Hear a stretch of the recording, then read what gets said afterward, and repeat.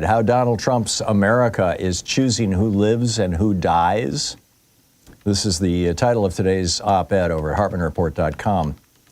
Wake up, America. While we've been distracted by the daily chaos of the Trump administration, something far more sinister is happening. Qasim Rashid pointed this out, this phrase, structural eugenics. And I was unfamiliar with it, but it's not some fringe conspiracy theory here. It's basically when the government takes actions that are intended to protect one group of people and cause the death or diminish the potential for, future life, liberty, and the pursuit of happiness of another group.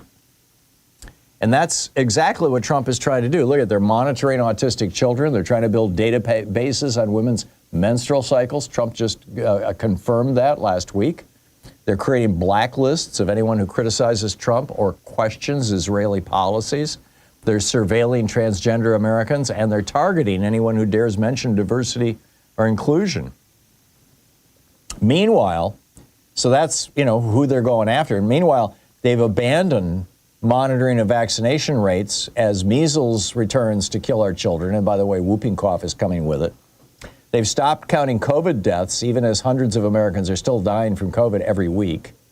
They refuse to track gun violence despite firearms becoming the leading killer of American children. They've gutted environmental monitoring as our planet burns.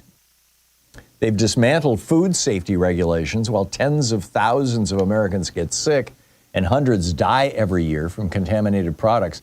I mean, this selective attention is not random. It is strategic. And it is deadly.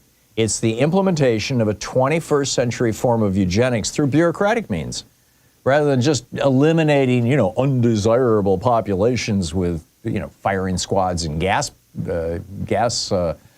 chambers like they did, in the 20th century. This approach just withdraws protections from the targeted groups while offering additional protections to the groups that they're trying to support. We see this in the Trump-Kennedy alliance, Bob Kennedy, and all the wacky stuff he's doing with our health things. They're constructing elaborate systems to monitor and control the bodies and behaviors of anyone who challenges their worldview, particularly uppity women. Consider Virginia, the state of Virginia. Republican Governor Glenn Youngkin just blocked a law, he vetoed a law that would have prevented law enforcement from demanding, viewing, and compiling women's menstrual histories. Republicans in Virginia want to go to the apps that are out there that women download onto their phones to track their menstrual periods so they know when they're fertile and when they're not, and for general health reasons. And they want that data. They want those companies to give them that data. And the legislature in Virginia passed a law saying you can't do this. You cannot monitor the women of Virginia. And the Republican governor vetoed the law, killed the law.